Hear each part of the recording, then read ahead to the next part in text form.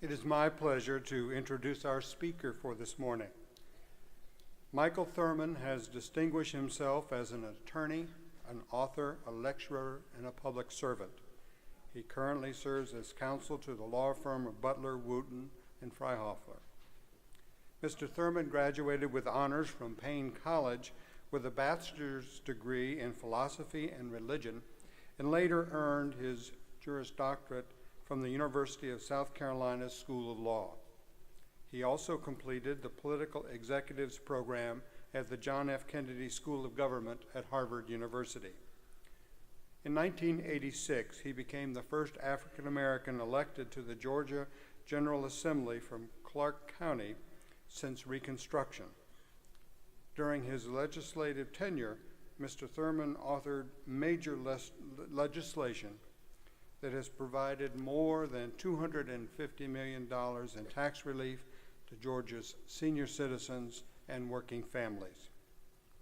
Following his tenure in the legislature, he was called upon to direct Georgia's historic transition from welfare to work.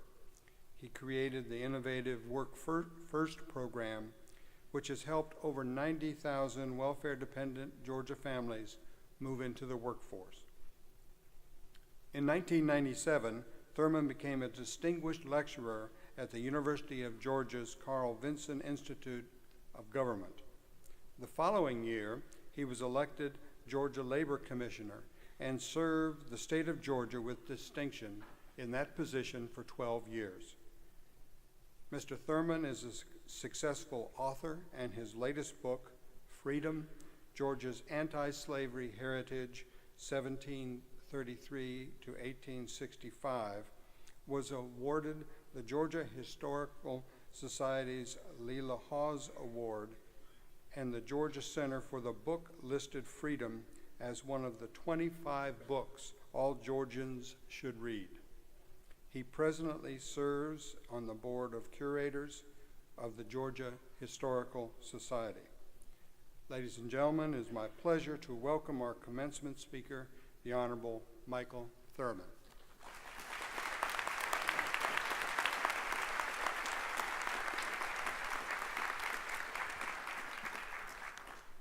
To Chairman Hasty, to Dr. Isherwood, the distinguished president of Reinhardt University, to dedicated administrators and learned faculty, to family and friends who gathered from far and near, and especially to the hardworking, dedicated, distinguished, good-looking graduating class of 2012.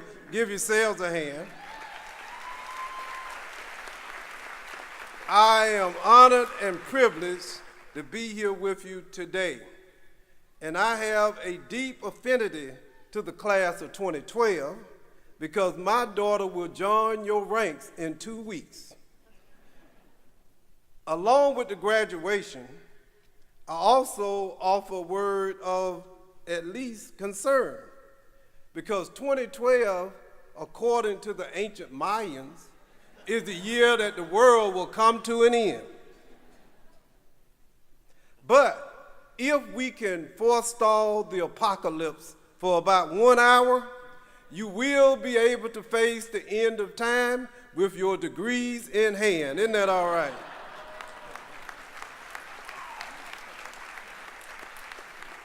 Adorned in caps and gowns and surrounded by pomp and circumstance, class of 2012, you are the living, breathing embodiment of an age-old truth. And that is simply this, that through faith and hard work, all things are possible. 1 million didn't make it, but you are one of the ones who did. And remember, graduates, as you continue to climb the ladder of success, as your president mentioned, don't ever forget to reach back and help those following in your footsteps. As you amass education, wealth, and power and prestige, always remember to share at least a small amount of that you attain with someone less fortunate. Now, I don't mind telling you that when I received the invitation to come to Reinhardt to deliver the commencement address, I was so impressed with myself. You know, when you're asked to deliver a commencement address, I think it's one of the highest honors that can be bestowed.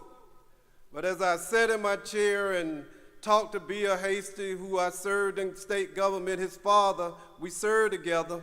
As I looked at the graduates, as I looked at the audience, a cold and sobering reality descended upon my being. As proud as I was to be the graduation speaker, I know for a fact not one single person in this auditorium came to hear me speak. Therefore, I'm going to hurry up, say a few words, sit down so y'all can graduate. How about that? Give me a hand.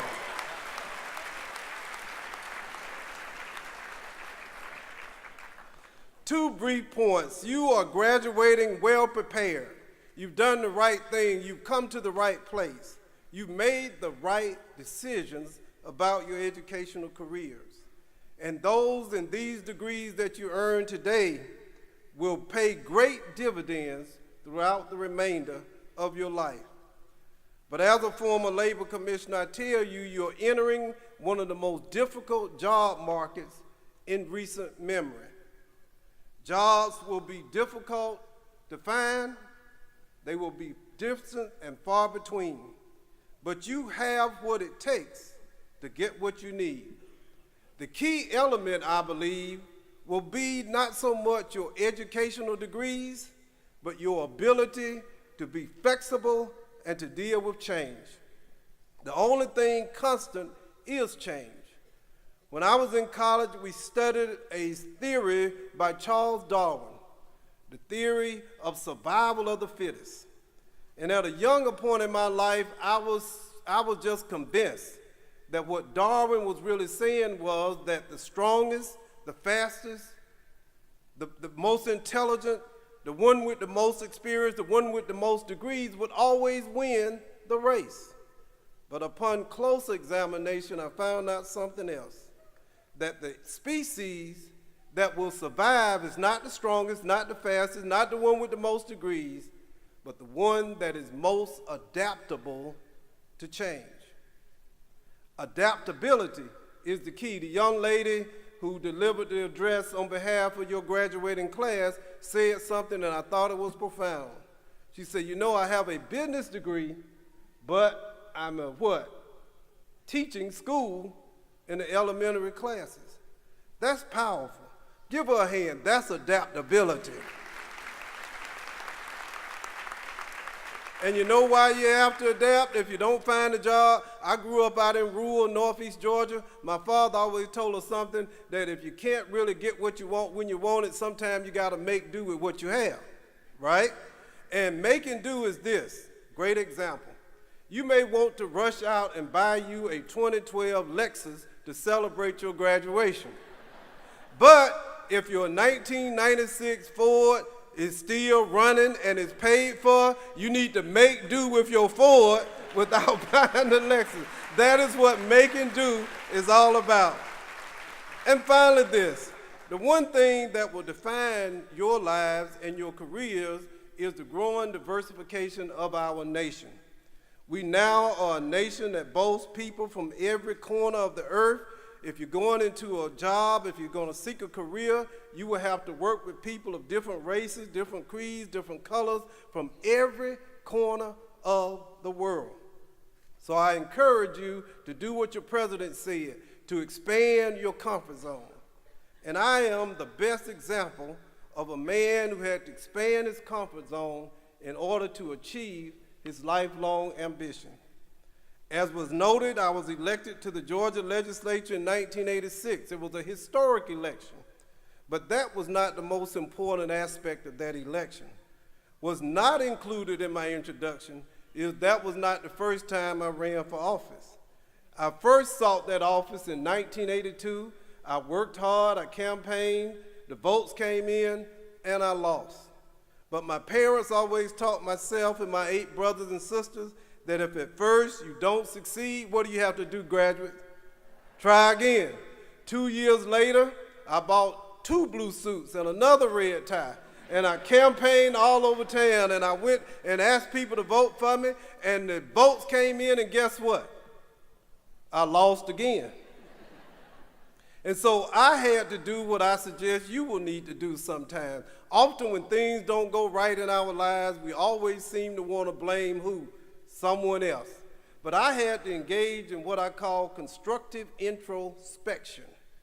And as I began to look at myself, I finally figured out why I had not succeeded. The district that I was seeking to be elected in was a 66% majority white district. But I had spent those 2 campaigns totally focused on African American voters. I only spent my time in African American communities. I only went to African American churches.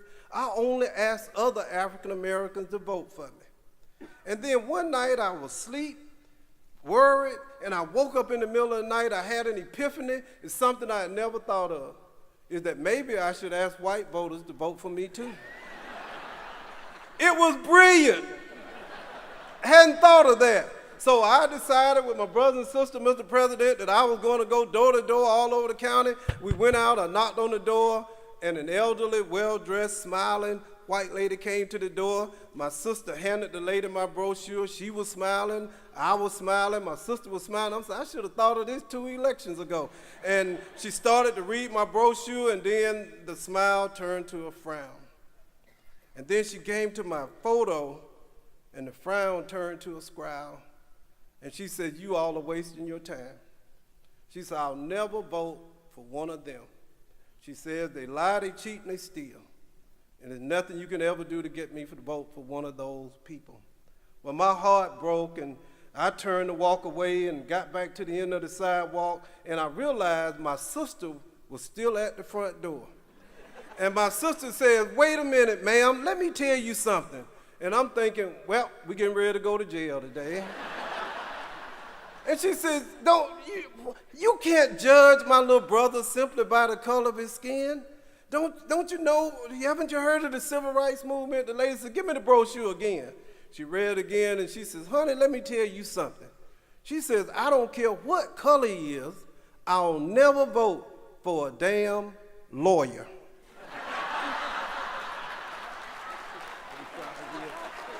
I'm sorry, Attorney Hastings, but I had to tell the joke. You see, folks, 2 things.